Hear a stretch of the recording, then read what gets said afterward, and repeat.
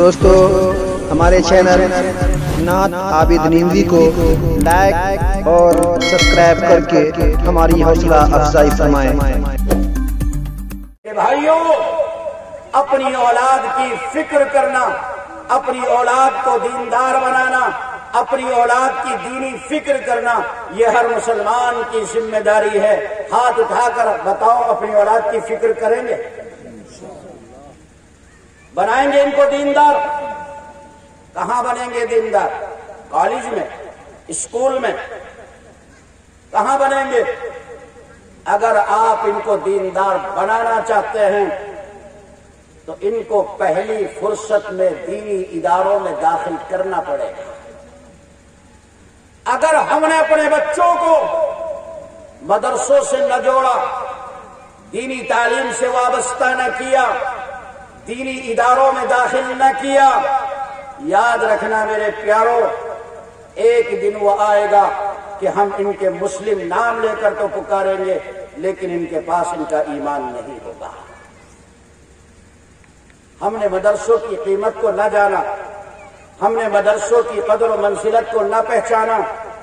خدا کی قسم، اس سرزمین ہند پر اس دینی اداروں کا وہ احسان ہے اور دینی اداروں کا وہ کردار ہے کہ آج اس گئے گزرے دور میں جو مسلمانوں کے سروں پر ٹوپیاں اور ان کے چہروں پر داڑیاں نظر آ رہی ہیں، اور میں اس سے بڑھ کر کہہ دوں کہ دین اسلام پر مر مٹنے کا جو جذبہ ہمارے دلوں میں ہے، خدا کی قسم انہی مدرسوں کی دین ہے۔ جس دن یہ مدرسے نہ ہوں گے، یاد رکھ میرے پیارے، تمہارے جنازے رکھے رہیں گے اور کوئی جنازہ پڑھانے والا بھی نہ مل سکے گا۔ دو باتیں میں مدرسوں کے تعلق سے آپ کو بتانا چاہتا ہوں۔ ایک روایت میں آتا ہے، میرے نبی نے فرمایا، پچھلی امتوں میں سے کسی امت کا واقعہ ہے، اللہ تعالیٰ ایک بستی پر عذاب نازل کرنا چاہتے تھے، مالک اس بستی کو مٹانا چاہتا تھا۔ وہ لوگ باغی تھے، مجرم تھے، عاصی تھے، نافرمان تھے، کھلم کھلا رب کی نافرمانی کرتے تھے۔ اللہ تعالیٰ ان کو مٹانا چاہتا تھا۔ فرشتے کو حکم دیا، جاؤ فلاں بستی کے لوگ مجرم ہیں، اس بستی کو نیچے سے اٹھاؤ، اوپر لے جاؤ اور اس کو تہبالا کر دو، سیر و زبر کر دو، مٹا ڈالو ظالموں کو، میرے نافرمان ہیں، ختم کرو اس بستی کو۔ فرشتے نے عرض کیا، مالک تیرا جو حکم ہے مجھے منظور ہے، ابھی میں ان کو ختم کیے دیتا ہوں۔ چنانچہ فرشتے نے طے کیا کہ اس بستی کو ختم کر ڈالیں گے۔ تھوڑی دیر کے بعد رب نے پھر بلایا اور یوں فرمایا کہ فرشتے، تو اس بستی پر عذاب نازل نہیں کرنا، ان لوگوں کو نہیں مٹانا، ان کو ختم نہیں کرنا۔ فرشتہ کہنے لگا، رب کریم، ابھی تو وہ لوگ مجرم تھے، پاپی تھے، گنہگار تھے، باغی تھے، آپ کا غضب اور جلال اس درجے پہنچا ہوا تھا، آپ ان کو تہس نہس کرنا چاہتے تھے، اور دو جہاں کے پروردگار، کون سی بھلائی ان میں آ گئی، آپ منع فرما رہے ہیں کہ عذاب نازل نہیں کرنا۔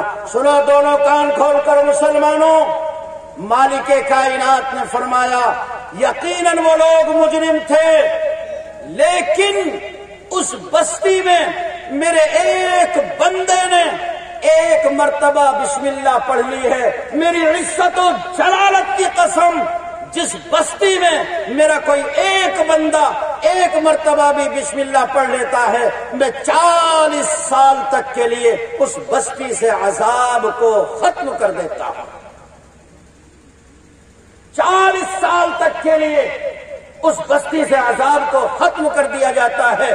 تو بلوارہ کے مسلمانوں، وہ لوگ کتنے خوش قسمت ہیں، کتنے نصیبے والے اور مقدروں والے ہیں وہ لوگ جن بستیوں میں علماء نے مدرسے قائم کر رکھے ہیں۔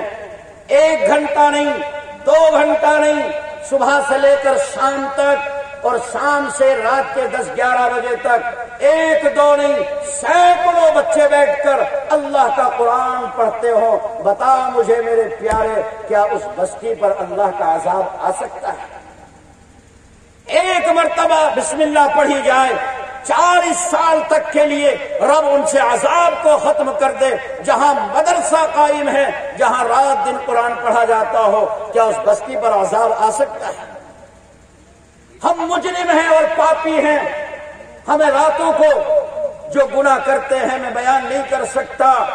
میرے پیارے، نہ ظہر کی خبر، نہ عشاء کی خبر، نہ فجر کی خبر، ہم رات دن رب کی بغاوتیں کر رہے۔ ہمارا رب چاہتا تھا ہمیں مٹا ڈالے، مالک چاہتا تھا تباہ کرنا، ہمارے گناہوں کی وجہ سے عرش و کرسی کا مالک ہمیں ہلا دینا چاہتا تھا۔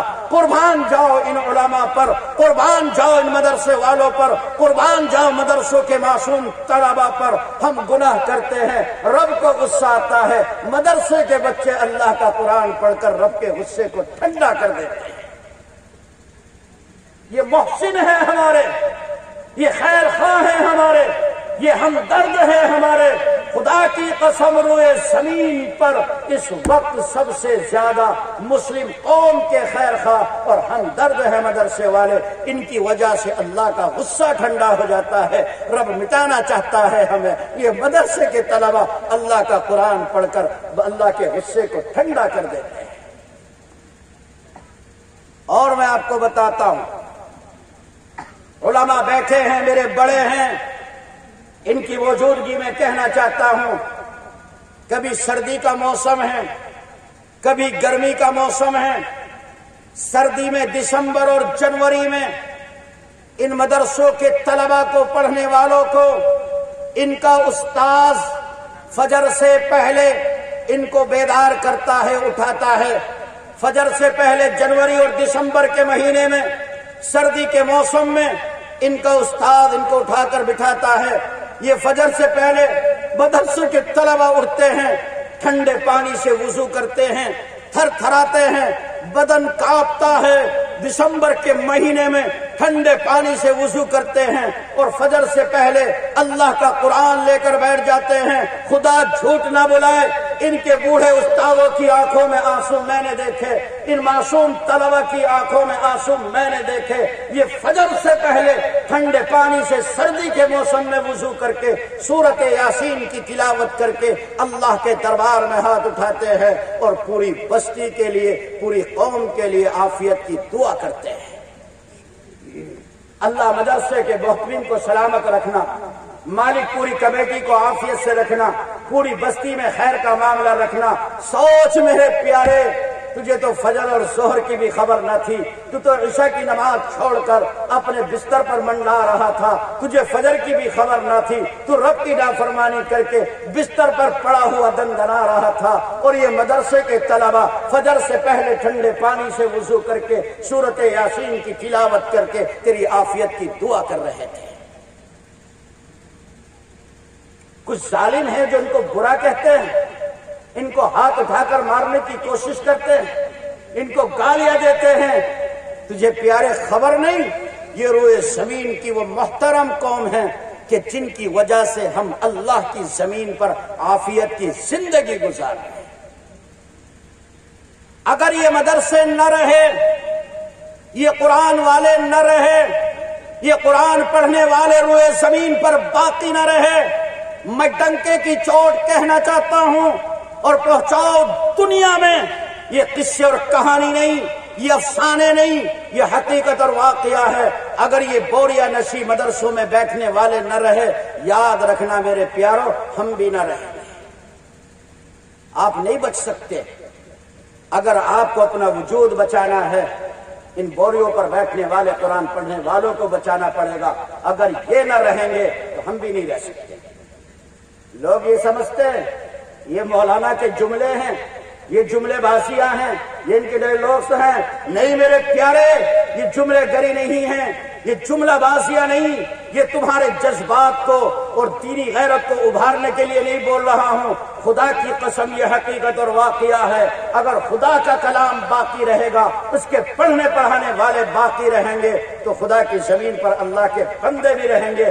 جس دن خدا کے بندے قرآن کو پس پشت ڈال دیں گے، تمہارے پیدا کرنے والوں کو تمہاری کوئی ضرورت نہیں ہے۔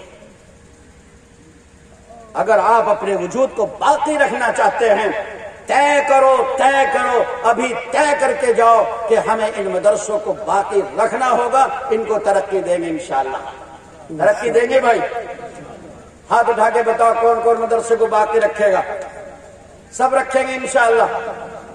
آپ کہہ کے چلے جاؤ مدرسہ باقی رہے گا، مولانا تو رہ جائے گا۔ اور مدرسہ چلانے کے لیے کچھ نہ کچھ کرنا پڑے گا، نہیں پڑے گا؟ کیا کرنا پڑے گا ایمانداری سے بتاؤ؟ مدرسہ چلانے کے لیے سب سے پہلے چندہ دینا پڑے گا۔ تو چندہ دینا پڑے گا، نہیں دیں گے انشاءاللہ سب۔ ہے کوئی خدا کا شیر، اللہ کا ولی، نیک دل انسان جو اپنی دنیا اور آخرت بنانے کے لیے ان مدرسوں کے بچوں کی دعا لینے کے لیے، آج کے اس کیس سے علماء کی دعا لینے کے لیے ہاتھ اٹھا کر کھڑے ہو کر کہہ دے کہ ہم اپنے اس مدرسے کو 10,000 روپے دیں گے؟ ہے کوئی خدا کا شیر جو کہے کہ انشاءاللہ 10,000 روپے دے دوں گا اپنے مدرسے کے لیے؟ میرے لیے نہیں، قاری حاضر کے لیے نہیں، مولانا ارشاد کے لیے نہیں، قرآن کی محبت میں اپنے مدرسے کے لیے ہے کوئی اللہ کا شیر اس مجمع میں جو یوں کہے کہ انشاءاللہ 10,000 روپے دوں گا؟ دیکھتا ہوں کون ہے خدا کا ولی، اللہ نے دیا ہو اور وہ قرآن کے نام پر مٹنا اور اپنے آپ کو لگانا چاہتا ہو۔ ہے کوئی خدا کا شیر جو قرآن کی محبت میں کھڑا ہو کر کہہ دے کہ انشاءاللہ 10,000 روپے دیں گے؟ لکھوا دیجئے نام، دیتے رہیے گا۔ ہے کوئی اللہ کا شیر؟ بھئی گیدڑی نظر آ رہے ہیں سب، ماشاءاللہ ماشاءاللہ۔ دیکھیے کھڑے ہو گیا، ماشاءاللہ۔ تشریف لائیے، آئیے یہاں سے۔ ماشاءاللہ ماشاءاللہ، آ جاؤ میرے پیارو۔ ماشاءاللہ، اللہ تعالیٰ جزائے خیر دے ان کو، دین دنیا دونوں جگہ ترقی عطا فرمایا آپ کو اللہ تعالیٰ۔ ماشاءاللہ اللہ آپ کو سلامت رکھے۔ خرچ کیا ماں آپ کی گھر بیوی نے بھی؟